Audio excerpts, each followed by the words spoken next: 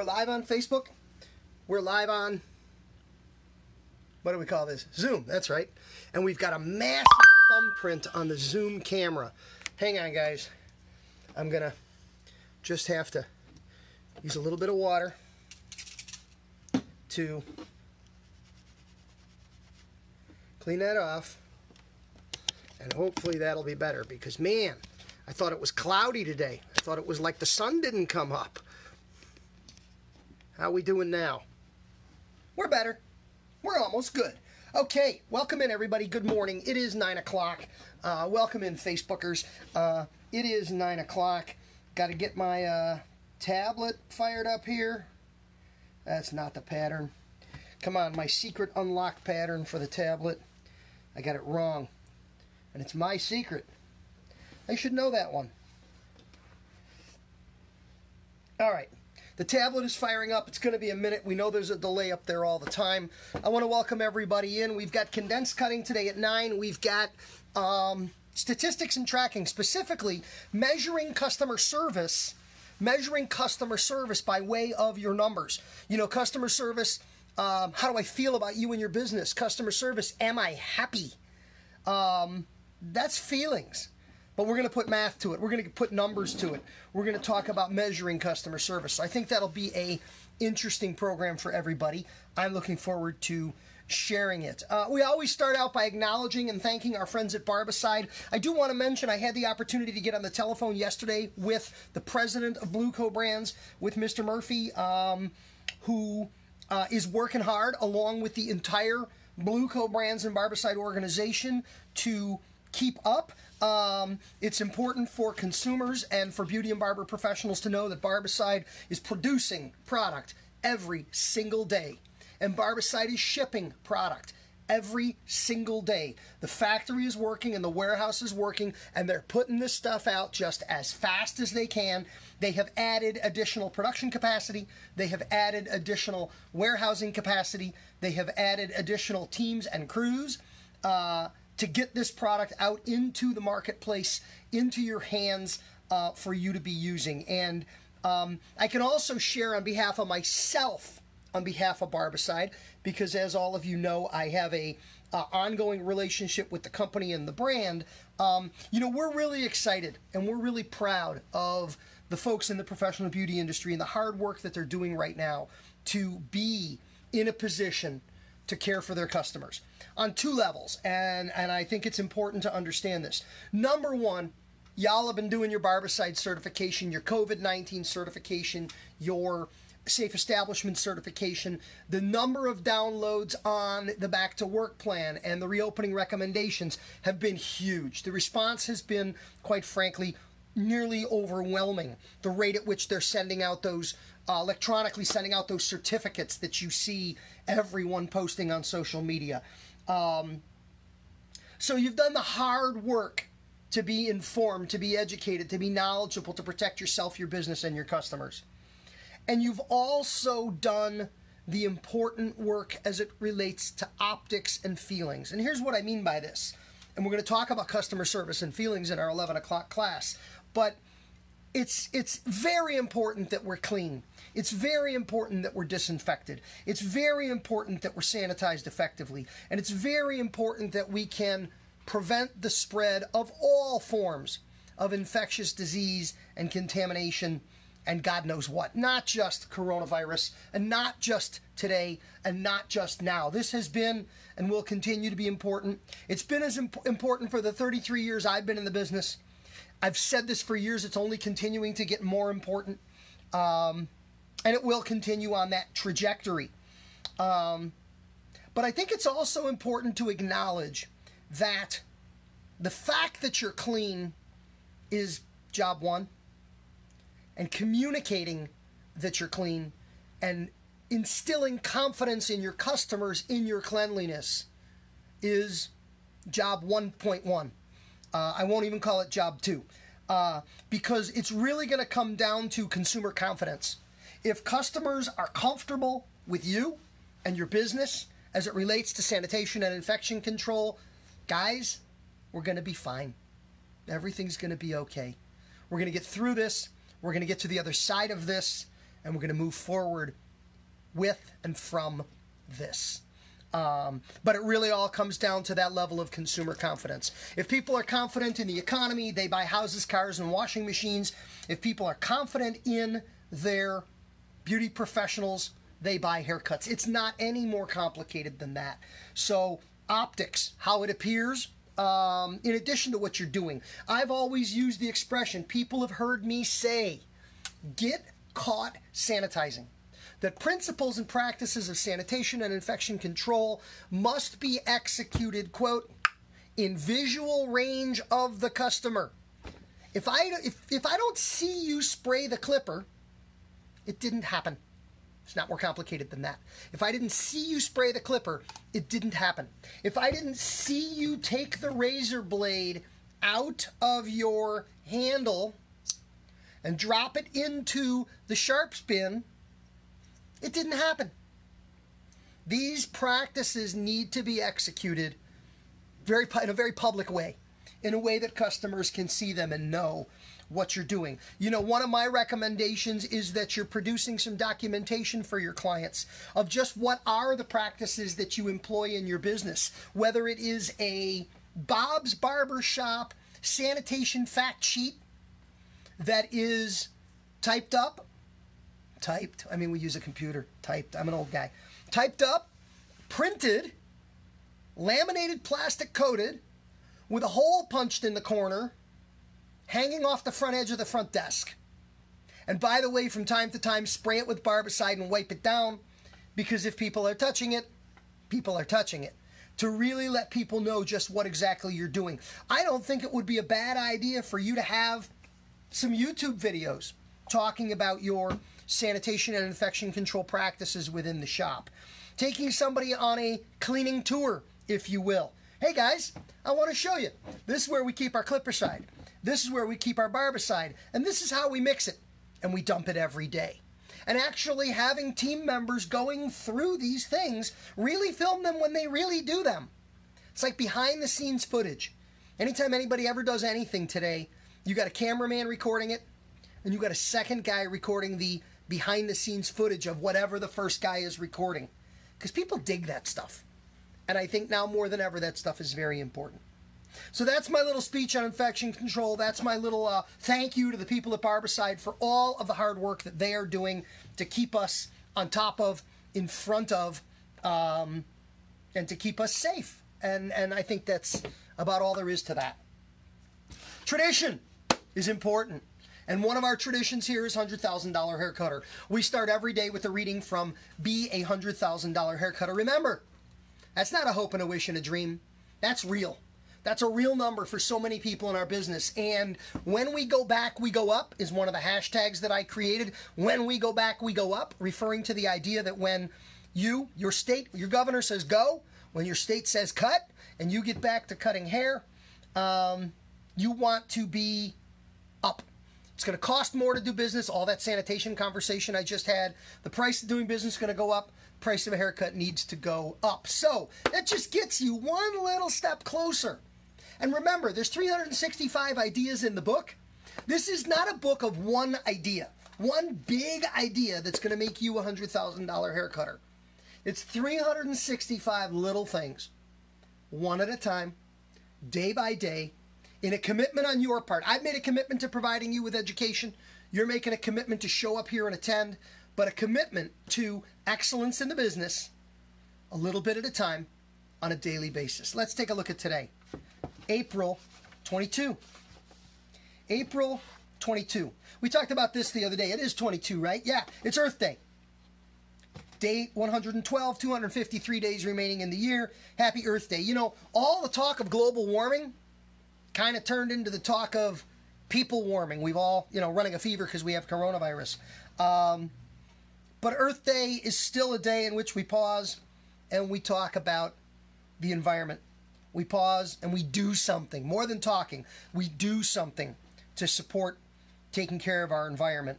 You know, earlier this week, and you can still watch the replay if you go to my Patreon page, in my academy, the replay is there, on our Green Initiatives program. If I'm not mistaken, that was, feels like it might have been Wednesday. the 11 o'clock class was Be Green. It was green issues. That video is going up on YouTube later today. The YouTube channel on which all these videos live is accessed by way of my Patreon page, my online community for support, for helping people become $100,000 haircutters. But there's so many ways you with your business can go green. So many ways you can impact your local community and the world environmentally in our business. And green is good for green. You know what I mean? Green is good for green. Can you, last 8, repeat the, wait. Sarah's having trouble trying to say what Sarah's trying to say. Sarah, start over and ask me your question, and you know I'll be happy to answer it. Green for green's sake. For the sake of green, money.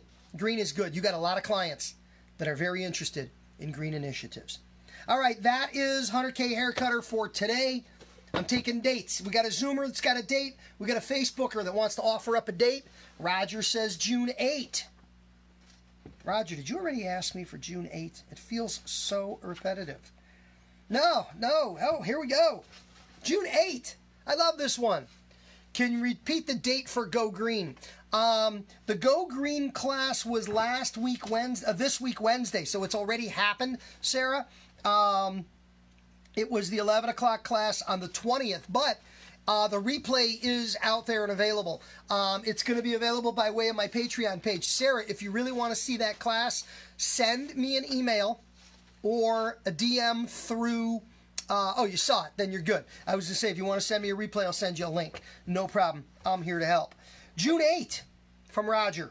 Day 159 with 206 days remaining in the year. Conquer cowlicks. This is a frequent question when we get into haircutting. So again, the June 8 tip is clearly a raw technical cutting tip. Cowlicks represent growth patterns in the hair. You only have 3 choices for any cowlick you ever encounter your entire career. The 3 options are outlined right here in the book. Choose the correct one for each situation and you'll make fast and short work of taming cowlicks. People make such a huge deal of cutting cowlicks. What do I do and how do I do it? And they want to send you a picture of the cowlick that little Billy has, and because they believe it's unique. And there's a whole lot of really crazy ideas about there. I've heard people say, well, you've got to comb it one way, you've got to split the cowlick, you've got to do this with it, you've got to do that with it. That's all a bunch of hogwash. There's only 3 choices you have for every cowlick you ever encounter your entire career. I'm going to say it again. There's only 3 choices you have for every cowlick you ever encounter your entire career. And it's quick and simple and easy. You have to ask yourself a question. Which one of these 3 approaches work for that cowlick? And you'll take a look at it. You won't even have to touch it. You can look at it with your eyeballs. And you will know immediately, based on where it is on the head and what it looks like, which one of 3 tactics are appropriate for conquering that cowlick. It's just that easy. And you know what, guys? I'm not going to tell you what the 3 are. I'm not going to tell you what the 3 are because I'm going to show you on Friday next week. I'm going to put it into next Friday's class because I think it requires a demo. I think it's more than just a $100,000 haircut or conversation answer. Those of you that have the book already can read it in the book. You know about it. By the way, I have a YouTube video on this already. You knew I did. You can just go to YouTube and read it. But I'm going to add it to Friday for next week. I just added it to Friday.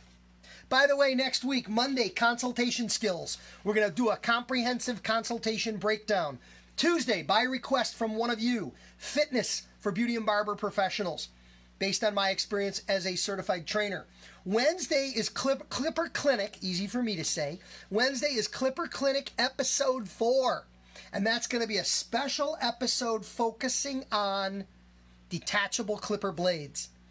We're going to talk through them. We're going to break them down. We're going to look at all of them. And we're going to talk about the uses for each and every one of them. How and why each blade is different. What their applications are. We're going to have a good time with that one.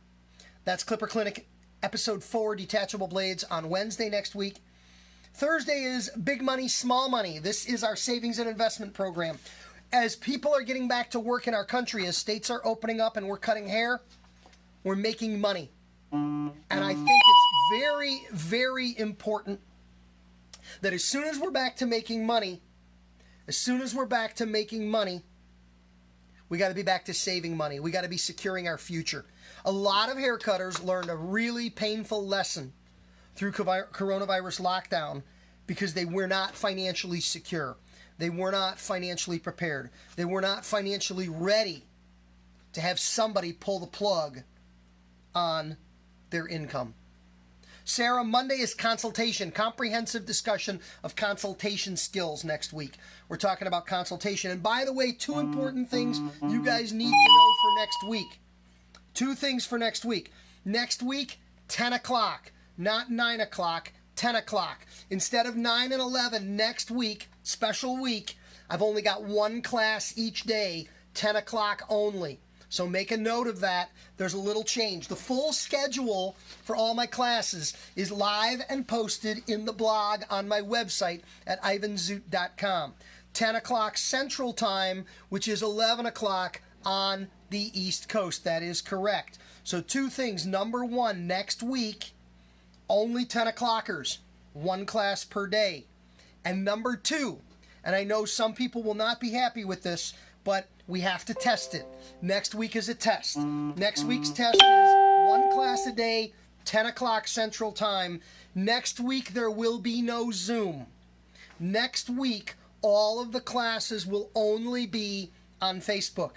The 5 classes next week, 10 o'clock Monday through Friday, next week will only be on the Facebook link. They will not be here on Zoom. As many of you guys know, we've had some connection issues with Zoom. We've had some drops where I've got to log on and log off. It's extremely annoying for me and for everyone else out there, and I apologize for that. Next week as a test, 1 class, 10 o'clock, Facebook only. If you have any questions or any trouble or any challenge with any of that, please reach out to me so I can help you. You'll always be able to watch on replay from the 10 o'clock class until 9 o'clock at night. The replay will be live. I will not be taking down these videos until 9 p.m. at night. So if you can't catch the class at 10 o'clock Central, you can come back. You can watch it on replay up until 9 p.m. every single night, Central Time. All right, let me just check on Facebook, because Facebook's been here, but we haven't checked in to see who's here and how they're all doing. We also want to give them an opportunity, if they're interested, to offer up a date for $100,000 hair cutter. We want to be consistent. You guys are seeing how this is all working. And this has been a learning experience, a learning process the whole way through. Yeah, we got a few people here on Facebook, and we had a few comments on Facebook. Let's see. I got mine 2 weeks ago, Karen. We appreciate that. Monica's checking in. The book is $20, Karen.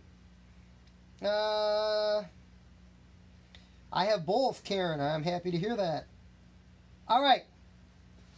Let's get into today's topic. This is great because I'm going back to work Monday and I'll need to rewatch it. Sweet. Exactly, Sarah. That's what's going on. I mean, please understand why some of these changes are happening. Everybody's going back to work. States are opening up. You know, when we were locked down with nothing to do, 9 and 11 all morning, worked great for everybody. We're going to have to kind of roll with the changes here. We're going to have to move and adapt. I'm committing long-term to being here and to providing content, but as many of you understand, that content is going to need to evolve. Sarah, you're going to order your book today? Sarah, I'm going to ship it to you today. All right.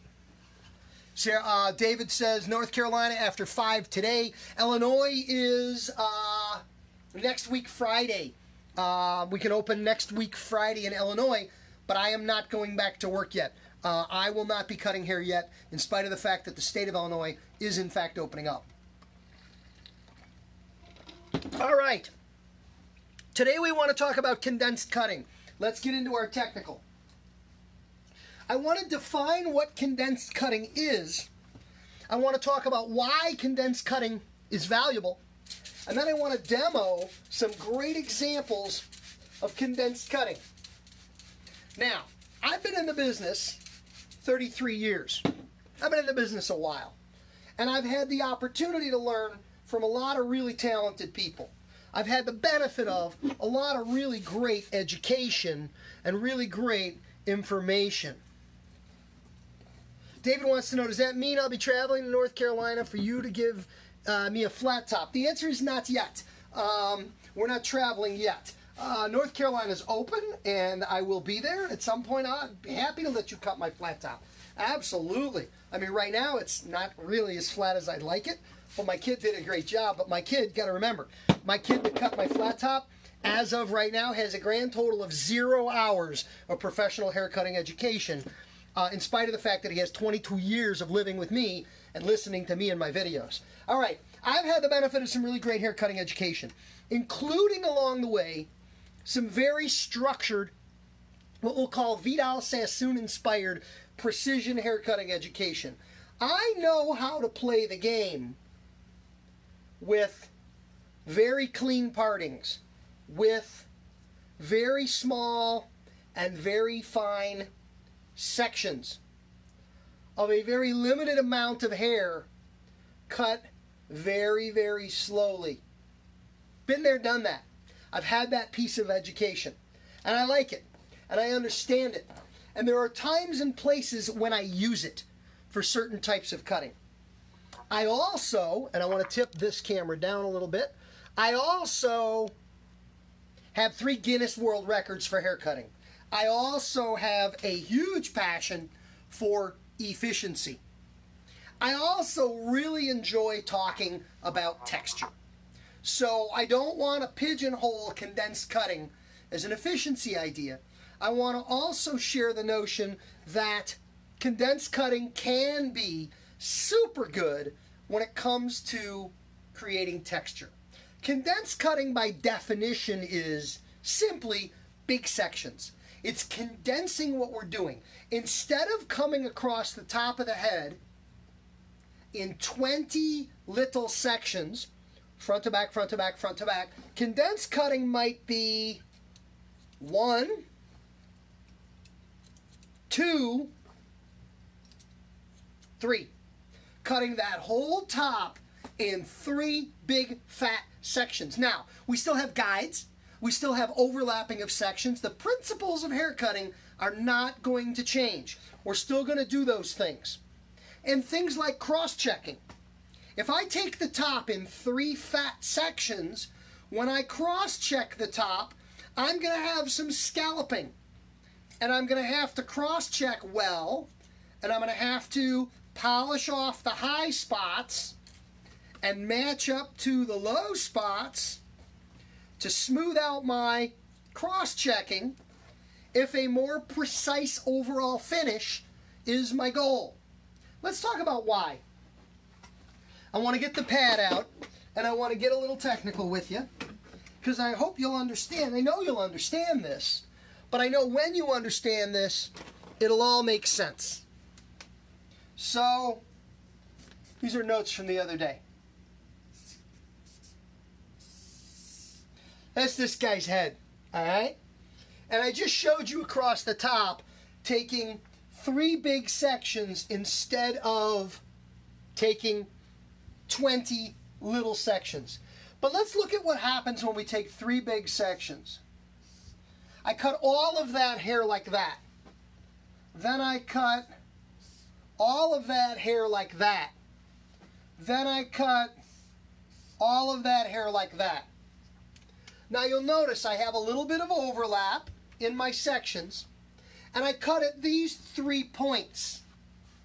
But what you'll notice is we have over and under direction, and we have curvature of the head, and we have hair traveling. So here's what's going on. I'm going to use a different color marker, and you should be able to see this. I'm going to get an orange marker out. If I'm combing straight up at the center of that triangle, and I'm doing the same thing here, and the same thing here, all of the hair from here moved back to there to cut. All of the hair from here moved up to there to cut. and all of the hair at the middle came straight up. Well, what does that mean? That means due to the fact that the hair is traveling across the curve of the head, if we were to take this client and take their finger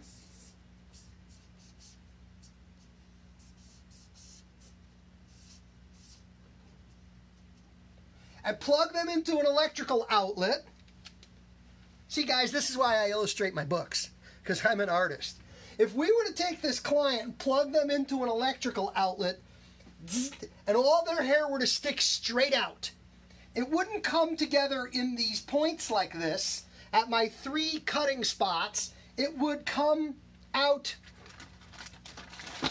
And again, I'm going to switch colors. I'm going to go to green. This hair would come out like that.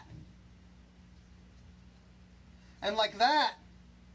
And you'll notice if you follow a line from those 3 green dotted lines, it's going to form a curve. Is everybody with me on this? Throw me your thumb if you understand what I'm talking about here.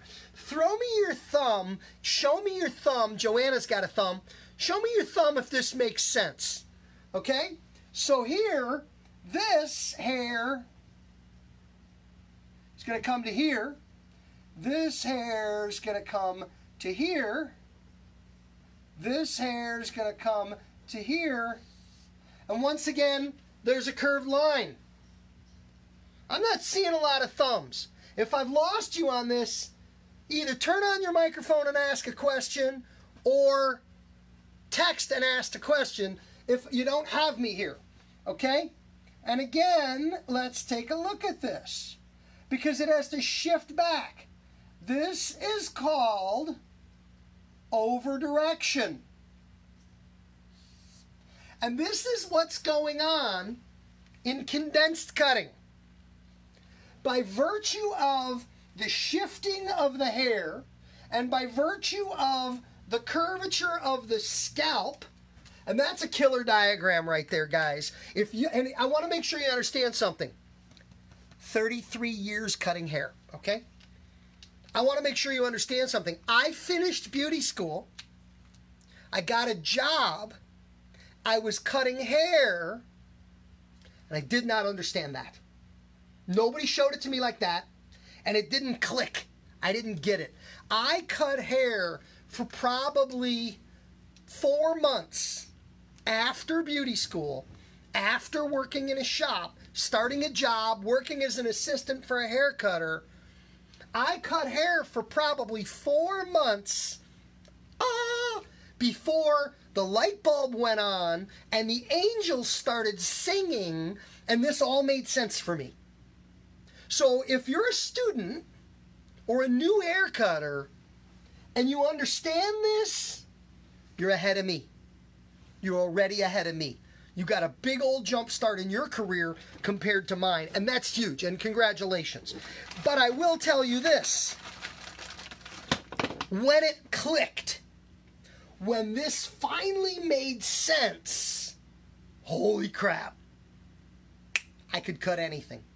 Because I could now look at a picture.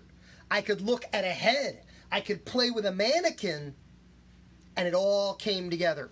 The basic principles of over direction that are fundamental to the notion of condensed cutting are the key to understanding hair, essentially straight lines. Because if you look here, all these green are straight lines, and all the orange are straight lines, and all the black are straight lines impacted by a curved surface. Heads are curved. The things we do with heads are straight. And when it was said to me, every time you pick up hair, no matter how big the section is, every time you pick up hair, you create triangles. I remember who told me this, okay? It was a guy out of Milwaukee, Wisconsin. His name was Tommy. He was an educator with me on a hair care brand. Think about that. I was already an educator working with a hair care brand when Tommy shared this idea with me in this way, in a class. I was off stage, he was on stage, he was talking, and I was listening. Because even when I was an educator at a hair show on a team, I was learning from the other guys. And when Tommy said, every time you pick up hair, you pick up a triangle, all of a sudden, boom. These are big fat triangles. I want to show you the triangle. I want to show you the triangle in blue, just in case you don't see it. Here's the triangle.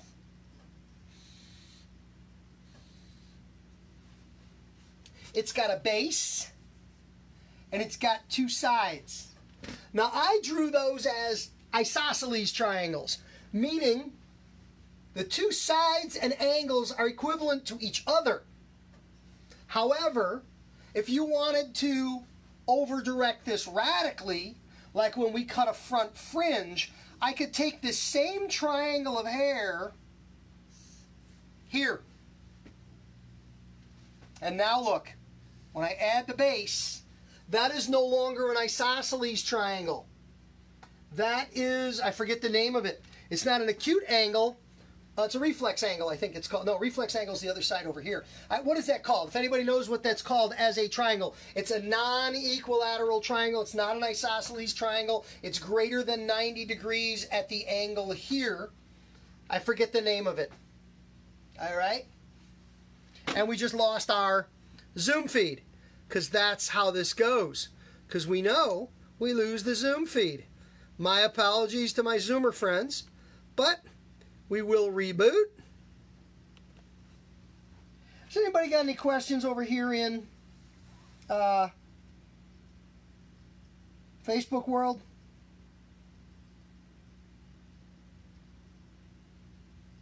Let's check in and see while we're here if there's any good questions there.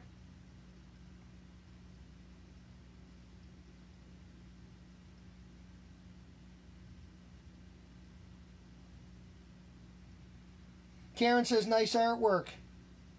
You're welcome, thank you. All right.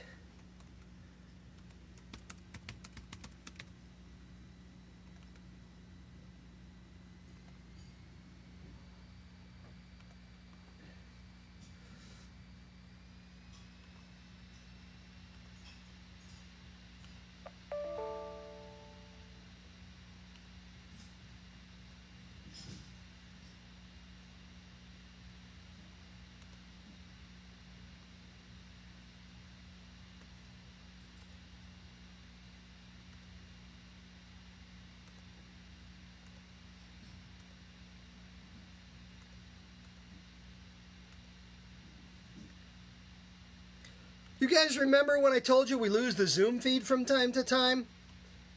Yeah, that was me losing the Zoom feed from time to time. So yeah, we kick that triangle out. It's the same area of hair on the head, but instead of being brought straight up from its center, it's being brought straight out. And what's important to recognize is when you do that, the principle here is what I refer to it this way. Length increases opposite the cutting point. Length increases opposite the cutting point. What I mean by that is the farther a piece of hair needs to travel to get cut, the longer it's going to remain. I'll say that again. The farther a piece of hair needs to travel in order to get cut, the longer it will remain. And look at it here. If this is the point at which I'm going to cut, the hair here, zip, right to there and it gets cut. All of this hair also comes to this point. But the piece of hair that lives here, choo-choo, has to drive all the way over here to get cut. The piece of hair that lives close only came to here. The difference in length between these two pieces of hair, and I probably have a comb with a ruler on it. I do. This comb's got a ruler. The bottom piece of hair here, from its attachment point to the cutting point, is 3 inches, according to the graduated ruler markings on this comb.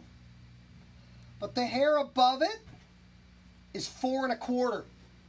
That is an increase of over 30% of the actual length of the piece of hair by virtue of the curve of the head. the distance the hair needed to travel. Show me your thumb if you're with me here. Show me your thumb. It could be a scalene triangle, but I'm not going to go there because I just don't know. All right. Does everybody understand the principles associated with this condensed cutting conversation? I will take a picture of this doodle, and I'll crop it and I'll throw it up on Instagram later today because I think it's a great way of conveying that story. Now, let's get into some condensed cutting.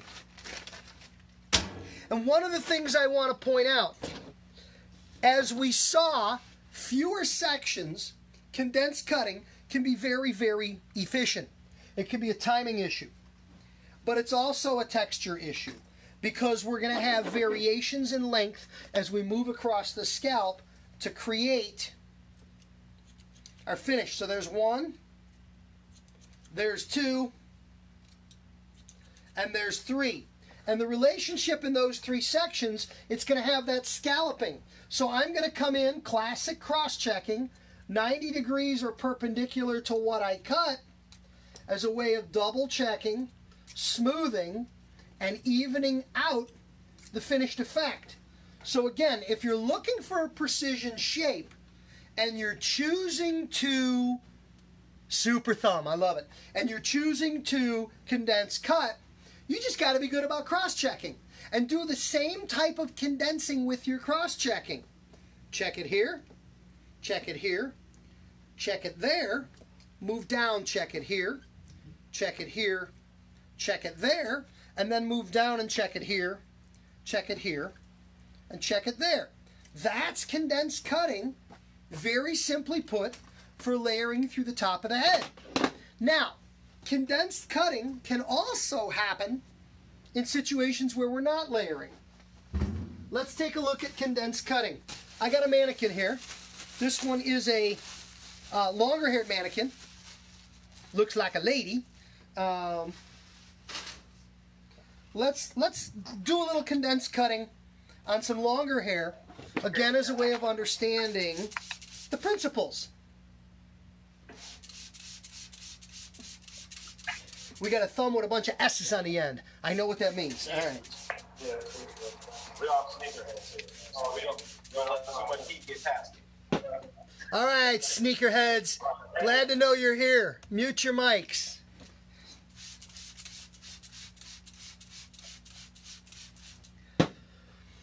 Okay. Now, let's talk a little more about condensed cutting. Condensed cutting is any time we're cutting large sections in a specific spot for the purpose of taking advantage of the effect of travel across the head. So before you think condensed cutting is super, super crazy and super, super scientific, I want to show you a condensed cutting technique, because I want to keep it really simple. Now I've dampened the hair, and you know I like to cut with a little product in the hair. There's me Clipper Guy Classic Wax. We're going to take a little bit of Clipper Guy Classic Wax, not a lot, just a little, because this mannequin doesn't have a whole lot of hair. This is a fairly short ladies mannequin with not a lot of crazy heavy hair density. She doesn't have a ton of hair, which is fine because it makes it easy to do some basic cutting skills. It's really easy mannequin to learn on. By the way, anybody needs mannequins for practice, anybody needs mannequins to work with, I got the hot hookup for mannequins. I can save you a ton of money. Just send me a message. You got to buy them in groups of 6 for real hot pricing. I have single mannequins available through my website, but I got a great connection with my friends at Mariana Mannequins at Mariana for special pricing. As long as you're going to order in 6s, we can take really good care of you. So, let's say we want to create a layered bob. Let's say we want to create a layered bob. I'm going to show you a really great example, and I'm going to switch to my small scissors because I use little 5.5s when I do a lot of shape crafting like this. I'm going to show you a great condensed cutting technique for creating a layered bob. Are you ready? A slight tip in the head position. I'm going to comb her hair down, all of her hair, and I'm going to cut her hair off. I created a guide. I'm going to follow the guide. What am I doing here, guys?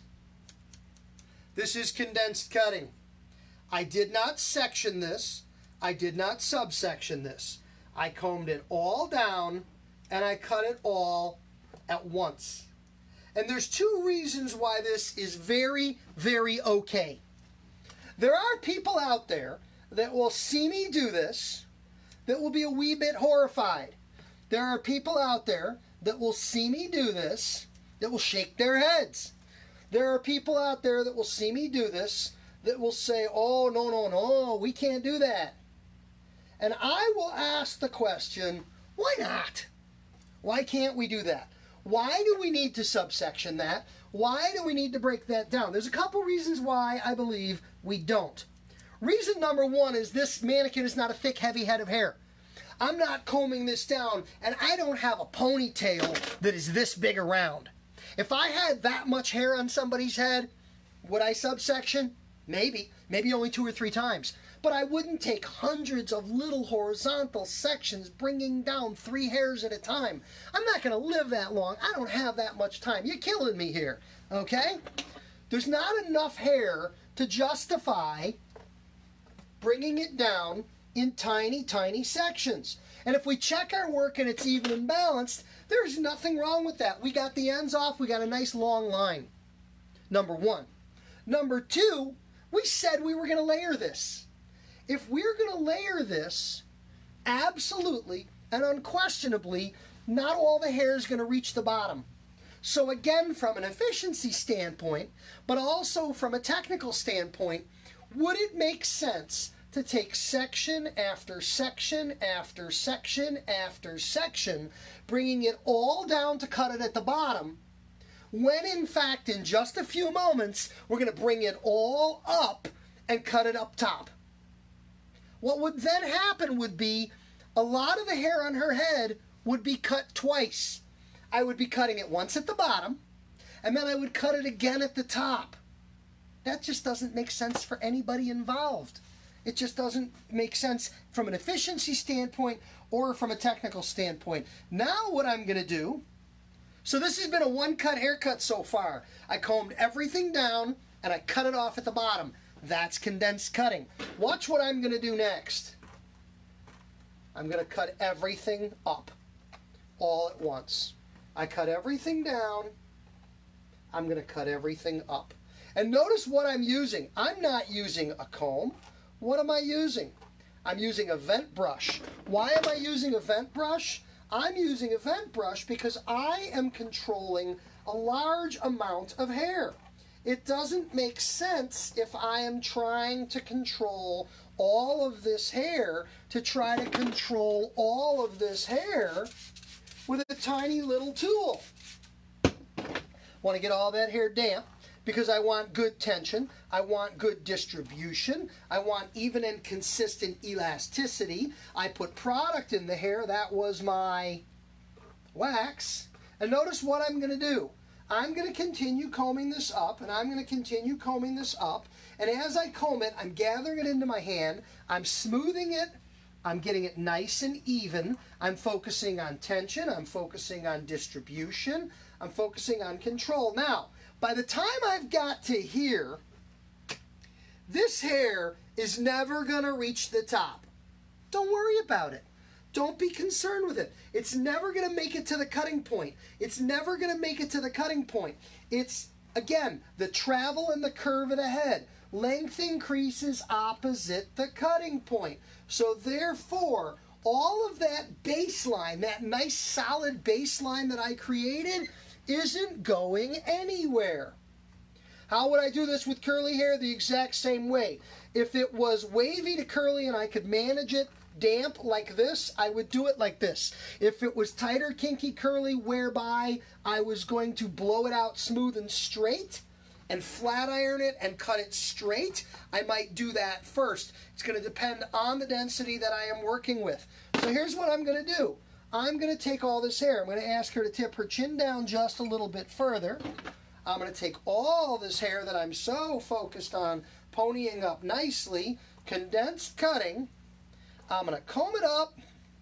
I'm going to comb it up. And again, I'm smoothing it. I'm focusing on the distribution. I tell people here, every extra second that you spend on combing and working with the hair, every extra second that you spend on that is going to save you minutes and create a much better finished result. And again, see how that hair fell away? That's hair that's not going to reach. Now notice what I did. I smoothed this out. I hyper-focused on distribution. I've got it all up there together.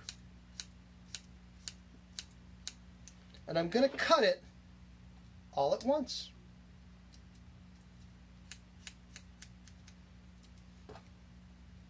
I'm going to cut it all at once. What do we call this? This is condensed cutting. This is a great example of condensed cutting. I'm cutting it all to a point directly above the head. I've got a nice clean line. And we're going to see what happens. We didn't compromise the baseline. The baseline remained intact. But now we come in, and I'm going to just dampen this a little bit because in working with it, it's dried out just a little bit. But let's see what we've got. This has been 2 cuts.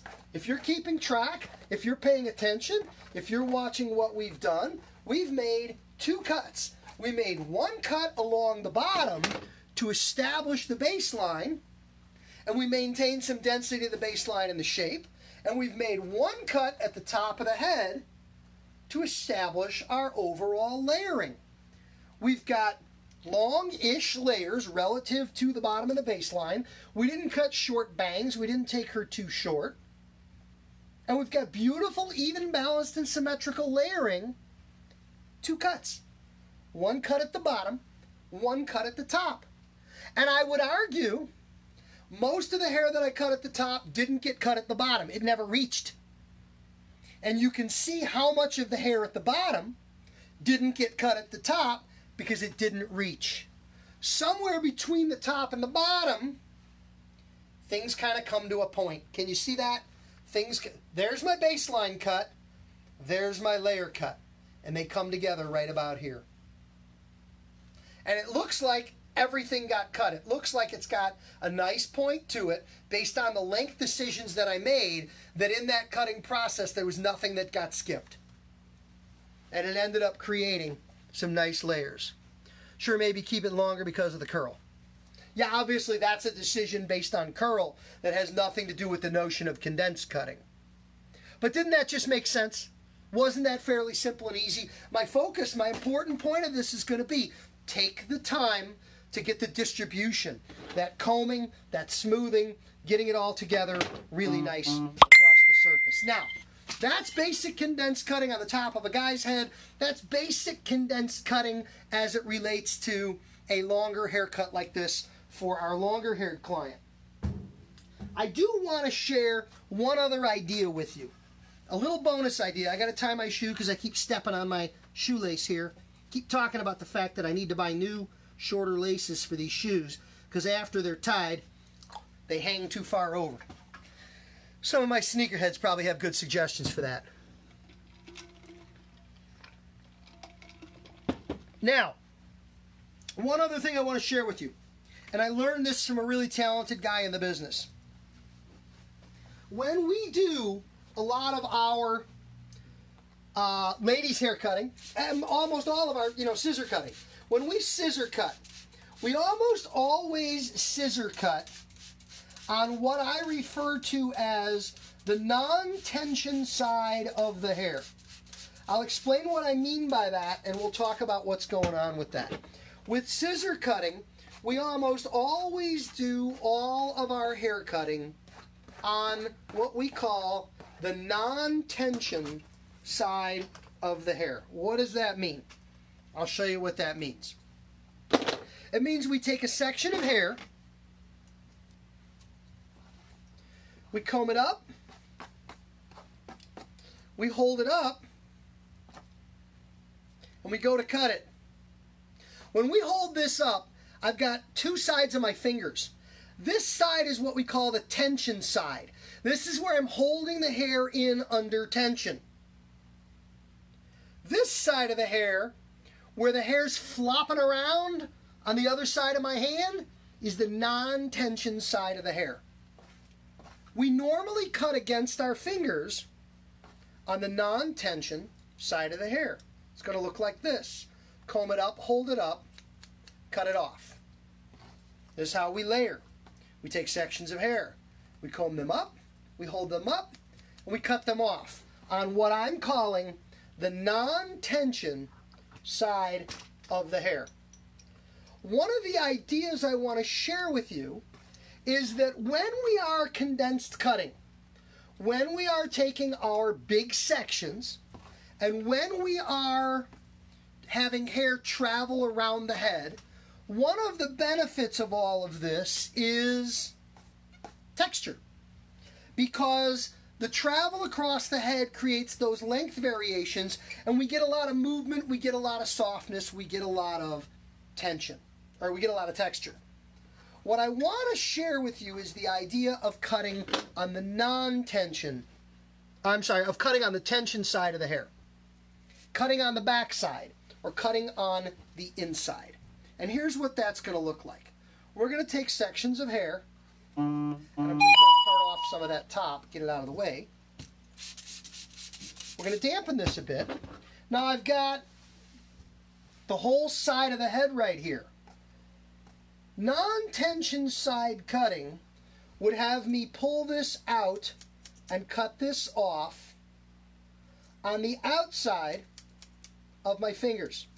When I cut on the outside of my fingers like that, technically it's the inside, but on the non-tension side of the hair, I get a fairly clean line to my cut.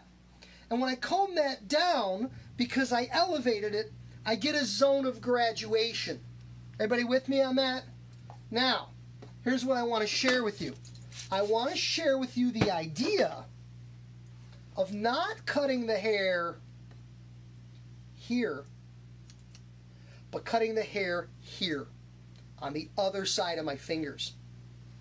I want to turn the camera so you'll see this better. I'm talking about going in here, going in on the tension side between my fingers and the scalp instead of cutting here on the non-tension side. Why would you do that? The answer is, at that point, we will not be following our fingers in a rigid way.